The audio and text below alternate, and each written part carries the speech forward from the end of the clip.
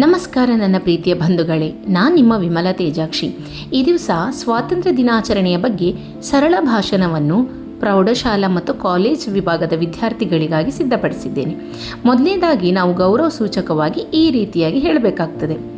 ಗೌರವಾನ್ವಿತ ಅಧ್ಯಕ್ಷರೇ, ಮುಖ್ಯ ಅತಿಥಿಗಳೇ, ಆದರಣೀಯ ಪ್ರಾಂಶುಪಾಲರೇ, ಗೌರವಾನ್ವಿತ ಶಿಕ್ಷಕರೇ, ಸಿಬ್ಬಂದಿ ವರ್ಗದವರೇ ಹಾಗೂ ನನ್ನ ಪ್ರೀತಿಯ ವಿದ್ಯಾರ್ಥಿ ಮಿತ್ರರೇ, ನಿಮ್ಮೆಲ್ಲರಿಗೂ 79ನೇ ಸ್ವಾತಂತ್ರ್ಯ ದಿನಾಚರಣೆಯ ಹಾರ್ದಿಕ ಶುಭಾಶಯಗಳು. ಇಂದು ನಮ್ಮ ರಾಷ್ಟ್ರಧ್ವಜವು ಹೆಮ್ಮೆಯಿಂದ ಹಾರಾಡುತ್ತಿರುವ ಈ ಶುಭ ಸಂದರ್ಭದಲ್ಲಿ ದೇಶಕ್ಕಾಗಿ ತಮ್ಮ ಬದುಕನ್ನೇ ಅರ್ಪಿಸಿದ ಮಹನೀಯರನ್ನು ಸ್ಮರಿಸುತ್ತಾ ಅವರಿಗೆ ನಮ್ಮ ಹೃದಯಪೂರ್ವಕ ನಮನಗಳನ್ನು ಸಲ್ಲಿಸೋಣ. ಇಂದು ನಾವು ಸ್ವತಂತ್ರವಾಗಿ ಮಾತನಾಡುತ್ತಿದ್ದೇವೆ, ಓದುತ್ತಿದ್ದೇವೆ, ನಮ್ಮ ಕನಸುಗಳನ್ನು ಕಟ್ಟಿಕೊಳ್ಳುತ್ತಿದ್ದೇವೆ. ಆದರೆ ಈ ಸ್ವಾತಂತ್ರ್ಯದ ಹಿಂದೆ ಎಷ್ಟೋ ಕಣ್ಣೀರು, ಎಷ್ಟೋ ನೋವು ಮತ್ತು ಎಷ್ಟೋ ಬಲಿದಾನ ಅಡಗಿದೆ ಎಂಬುದನ್ನು ನಾವು ಎಂದಿಗೂ ಮರೆಯಬಾರದು.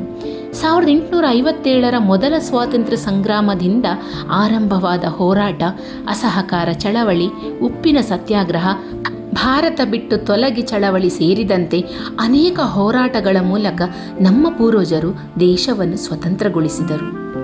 ನೇತಾಜಿ ಸುಭಾಷ್ ಚಂದ್ರ ಬೋಸ್, ನನಗೆ ನಿಮ್ಮ ರಕ್ತ ಕೊಡಿ, ನಾನು ನಿಮಗೆ ಸ್ವಾತಂತ್ರ್ಯ ಕೊಡುತ್ತೇನೆ ಎಂದು ಯುವಕರಲ್ಲಿ ದೇಶಭಕ್ತಿಯ ಜ್ವಾಲೆ ಹಚ್ಚಿದರು.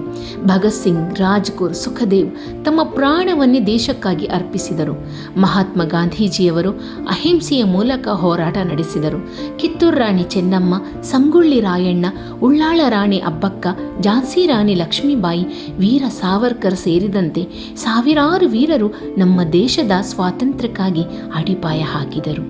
ಇವರೆಲ್ಲರ ತ್ಯಾಗದ ಪರಿಣಾಮವಾಗಿ ನಮ್ಮ ದೇಶವು 1947 ಆಗಸ್ಟ್ 14ರ ಮಧ್ಯರಾತ್ರಿಯಂದು ಬ್ರಿಟಿಷರಿಂದ ಸ್ವತಂತ್ರಗೊಂಡಿತು. ನಮ್ಮ ಭಾರತ ಮಾತೆಯನ್ನು ಬಂಧಿಸಿದ ಶೃಂಖಲೆಗಳು ಕನಲೆಂದು ಕತ್ತರಿಸಿ ಭಾರತ ಮಾತೆಯು ಸಂತಸದಿಂದ ನಗುವಂತಾಯಿತು ಬಂಧುಗಳೇ.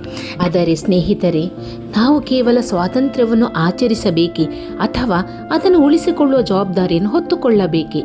ಈ ಪ್ರಶ್ನೆಗೆ ಉತ್ತರವನ್ನು ಪ್ರತಿಯೊಬ್ಬ ಭಾರತೀಯನು ತನ್ನ ಹೃದಯದಲ್ಲಿ ಹುಡುಕಬೇಕು. ಸ್ವಾತಂತ್ರ್ಯ ಎಂದರೆ ಮನಸ್ಸಿಗೆ ಬಂದಂತೆ ವರ್ತಿಸುವುದಲ್ಲ. ಸ್ವಾತಂತ್ರ್ಯ ಎಂದರೆ ಜವಾಬ್ದಾರಿಯುತವಾದ ಬದುಕು, ಕಾನೂನಿಗೆ ಗೌರವ, ಸಮಾಜಕ್ಕೆ ಸೇವೆ, ರಾಷ್ಟ್ರದ ಅಭಿವೃದ್ಧಿಗೆ ನಮ್ಮ ಕೊಡುಗೆ. ಇವೆಲ್ಲವೂ ನಿಜವಾದ ಸ್ವಾತಂತ್ರ್ಯದ ಅರ್ಥ. ಪ್ರೀತಿಯ ವಿದ್ಯಾರ್ಥಿ ಮಿತ್ರರೇ, ನಾವೇ ಭಾರತದ ಭವಿಷ್ಯ. ನಮ್ಮ ಕೈಯಲ್ಲಿರುವ ಪುಸ್ತಕವೇ ನಾಳೆಯ ಭಾರತದ ಶಕ್ತಿಯಾಗಿದೆ. ನಮ್ಮ ಕನಸುಗಳು ಕೇವಲ ನಮ್ಮ ಕುಟುಂಬಕ್ಕೆ ಮಾತ್ರವಲ್ಲ, ಇಡೀ ರಾಷ್ಟ್ರವನ್ನು ಎತ್ತರಕ್ಕೆ ಕೊಂಡೊಯ್ಯುವ ಸಾಮರ್ಥ್ಯ ಹೊಂದಿವೆ.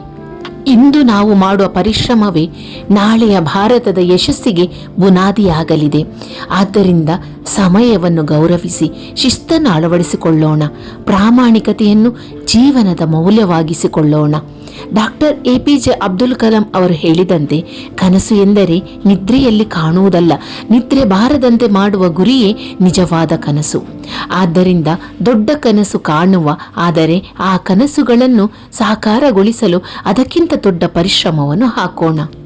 ಒಂದು ರಾಷ್ಟ್ರದ ಭವಿಷ್ಯ ಅದರ ಯುವ ಜನರ ಕೈಯಲ್ಲಿದೆ ಎಂದು ಎಲ್ಲರೂ ಹೇಳುತ್ತಾರೆ. ಆದರೆ ಯುವಕರು ಯಶಸ್ವಿಯಾಗಬೇಕಾದರೆ ಕೇವಲ ಪದವಿ ಸಾಕಾಗುವುದಿಲ್ಲ. ಜ್ಞಾನ, ಶಿಸ್ತು, ಪ್ರಾಮಾಣಿಕತೆ, ಮಾನವೀಯತೆ ಮತ್ತು ದೇಶ ಪ್ರೇಮವು ಅಷ್ಟೇ ಮುಖ್ಯ. ಇಂದು ನಮ್ಮ ದೇಶ ವಿಶ್ವದ ಅತ್ಯಂತ ದೊಡ್ಡ ಯುವ ರಾಷ್ಟ್ರಗಳಲ್ಲಿ ಒಂದಾಗಿದೆ. ಇದು ನಮಗೆ ಹೆಮ್ಮೆ ತಂದರೂ ಅದರೊಂದಿಗೆ ದೊಡ್ಡ ಜವಾಬ್ದಾರಿಯನ್ನೂ ನೀಡುತ್ತದೆ. ಪ್ರತಿಯೊಬ್ಬ ವಿದ್ಯಾರ್ಥಿಯು ತನ್ನನ್ನು ತಾನು ಕೇಳಿಕೊಳ್ಳಬೇಕು. ನಾನು ದೇಶದಿಂದ ಏನು ಪಡೆಯುತ್ತೇನೆ ಎನ್ನುವುದಕ್ಕಿಂತ ನಾನು ದೇಶಕ್ಕೆ ಏನು ಕೊಡಬಹುದು ಎಂಬ ಪ್ರಶ್ನೆಯೇ ಮುಖ್ಯವಾಗುತ್ತದೆ. ನಮ್ಮ ಸಂವಿಧಾನ ನಮಗೆ ಹಕ್ಕುಗಳನ್ನು ಕೊಟ್ಟಿದೆ, ಆದರೆ ಹಕ್ಕುಗಳ ಜೊತೆಗೆ ಕರ್ತವ್ಯಗಳನ್ನು ನೀಡಿದೆ. ದೇಶದ ಕಾನೂನನ್ನು ಗೌರವಿಸುವುದು, ಸಾರ್ವಜನಿಕ ಆಸ್ತಿಯನ್ನು ಕಾಪಾಡುವುದು, ಪರಿಸರವನ್ನು ಸಂರಕ್ಷಿಸುವುದು, ಮಹಿಳೆಯರನ್ನು ಗೌರವಿಸುವುದು, ವೈವಿಧ್ಯತೆಯನ್ನು ಒಪ್ಪಿಕೊಳ್ಳುವುದು ಇವೆಲ್ಲವೂ ನಿಜವಾದ ದೇಶಭಕ್ತಿಯ ಲಕ್ಷಣಗಳು. ಇಂದು ಭಾರತವು ವಿಜ್ಞಾನ, ತಂತ್ರಜ್ಞಾನ, ಬಾಹ್ಯಾಕಾಶ, ಕೃಷಿ, ವೈದ್ಯಕೀಯ, ಶಿಕ್ಷಣ ಮತ್ತು ಕ್ರೀಡೆಯಲ್ಲಿ ವಿಶ್ವದ ಗಮನ ಸೆಳೆಯುತ್ತಿದೆ. ಈ ಸಾಧನೆಗಳ ಹಿಂದೆ ಲಕ್ಷಾಂತರ ಪರಿಶ್ರಮಿಗಳ ಕನಸುಗಳಿವೆ. ಮುಂದಿನ ಅಧ್ಯಾಯವನ್ನು ಬರೆಯುವವರು ನಾವೇ. ಇಂದಿನ ಕಾಲ AI, ಡಿಜಿಟಲ್ ತಂತ್ರಜ್ಞಾನ ಮತ್ತು ಹೊಸ ಆವಿಷ್ಕಾರಗಳ ಯುಗವಾಗಿದೆ. ತಂತ್ರಜ್ಞಾನವನ್ನು ಜವಾಬ್ದಾರಿಯಿಂದ ಬಳಸಲು ಕಲಿಯಬೇಕು. ಆದರೆ ಯಾವುದೇ ಯಂತ್ರಕ್ಕೆ ಮಾನವೀಯತೆ, ಕರುಣೆ ಮತ್ತು ನೈತಿಕತೆಯನ್ನು ಬದಲಿಸಲು ಸಾಧ್ಯವಿಲ್ಲ ಎಂಬುದನ್ನು ನಾವು ಯಾವತ್ತೂ ಮರೆಯಬಾರದು. ನಮ್ಮ ದೇಶದ ಏಕತೆ ನಮ್ಮ ದೊಡ್ಡ ಶಕ್ತಿ. ಭಾಷೆ, ಧರ್ಮ, ಸಂಸ್ಕೃತಿ, ಆಚರಣೆಗಳು ಬೇರೆ ಬೇರೆ ಇದ್ದರೂ ನಾವು ಎಲ್ಲರೂ ಭಾರತೀಯರು. ಇದೇ ನಮ್ಮ ದೇಶದ ಸೌಂದರ್ಯ. ಭಿನ್ನತೆಯಲ್ಲಿ ಏಕತೆ ಎಂಬ ಸಂದೇಶವನ್ನು ನಾವು ಬದುಕಿನಲ್ಲಿ ಅಳವಡಿಸಿಕೊಳ್ಳಬೇಕು. ನಮ್ಮಲ್ಲಿ ಪ್ರತಿಯೊಬ್ಬರೂ ಪ್ರತಿದಿನ ಒಂದು ಒಳ್ಳೆಯ ಕೆಲಸ ಮಾಡಿದರೆ, ಪ್ರಾಮಾಣಿಕವಾಗಿ ಕೆಲಸ ಮಾಡಿದರೆ, ಸಮಾಜದ ಬಗ್ಗೆ ಕಾಳಜಿ ತೋರಿದರೆ ಅದೇ ದೇಶ ಸೇವೆ. ದೇಶ ಪ್ರೇಮವು ಕೇವಲ ಆಗಸ್ಟ್ 15 ಮತ್ತು ಜನವರಿ 26ಕ್ಕೆ ಸೀಮಿತವಾಗಬಾರದು. ಅದು ನಮ್ಮ ಜೀವನದ ಪ್ರತಿದಿನದ ನಡವಳಿಕೆಯಲ್ಲಿ ಕಾಣಿಸಬೇಕು. ಕೊನೆಯದಾಗಿ ಒಂದು ಮಾತು. ದೇಶಭಕ್ತಿ ಎಂದರೆ ಕೇವಲ ಧ್ವಜಕ್ಕೆ ಸೆಲ್ಯೂಟ್ ಮಾತ್ರ ಮಾಡುವುದಲ್ಲ. ದೇಶಭಕ್ತಿ ಎಂದರೆ ನಮ್ಮ ತಂದೆ ತಾಯಿಯನ್ನು ಗೌರವಿಸುವುದು. ದೇಶಭಕ್ತಿ ಎಂದರೆ ಶಿಕ್ಷಕರಿಗೆ ಆದರ ಗೌರವ ತೋರಿಸುವುದು. ದೇಶಭಕ್ತಿ ಎಂದರೆ ಪ್ರಾಮಾಣಿಕವಾಗಿ ಓದುವುದು, ಪ್ರಾಮಾಣಿಕವಾಗಿ ಕೆಲಸ ಮಾಡುವುದು ಮತ್ತು ಸಮಾಜಕ್ಕೆ ಒಳ್ಳೆಯ ನಾಗರಿಕನಾಗಿ ಬದುಕುವುದು.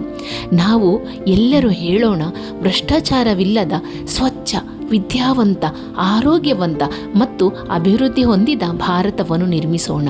ಬನ್ನಿ, ಈ ಸ್ವಾತಂತ್ರ್ಯ ದಿನದಂದು ಒಂದು ಸಂಕಲ್ಪ ಮಾಡೋಣ. ನಾನು ಬದಲಾದರೆ ಮಾತ್ರ ನನ್ನ ಕುಟುಂಬ ಬದಲಾಗುತ್ತದೆ. ಕುಟುಂಬ ಬದಲಾದರೆ ಸಮಾಜ ಬದಲಾಗುತ್ತದೆ. ಸಮಾಜ ಬದಲಾದರೆ ಭಾರತ ವಿಶ್ವದ ಅತ್ಯುತ್ತಮ ರಾಷ್ಟ್ರವಾಗುತ್ತದೆ. ಇದೇ ನಮ್ಮ ಸ್ವಾತಂತ್ರ್ಯ ಹೋರಾಟಗಾರರಿಗೆ ನಾವು ಸಲ್ಲಿಸುವ ನಿಜವಾದ ಗೌರವ ಎಂದು ಹೇಳುತ್ತಾ ನನ್ನ ಈ ಪುಟ್ಟ ಭಾಷಣವನ್ನು ಸಂಪನ್ನಗೊಳಿಸ್ತಾ ಇದ್ದೇನೆ. ಭಾರತ್ ಮಾತಾ ಕಿ ಜೈ. ವಂದೇ ಮಾತರಂ. ಧನ್ಯವಾದಗಳು. ಈ ವಿಡಿಯೋ ನಿಮಗೆ ಉಪಯುಕ್ತ ಅಂತ ಅನಿಸಿದರೆ ಲೈಕ್ ಮಾಡಿ, ಕಮೆಂಟ್ ಮಾಡಿ, ಶೇರ್ ಮಾಡಿ. ಮತ್ತೆ ಎಂತ ಗೊತ್ತುಂಟಾ, ನೀವು ಸಬ್ಸ್ಕ್ರೈಬ್ ಆಗಿರದಿದ್ರೆ ಸಬ್ಸ್ಕ್ರೈಬ್ ಆಗಿ. ಮಗದೊಮ್ಮೆ ಧನ್ಯವಾದಗಳು.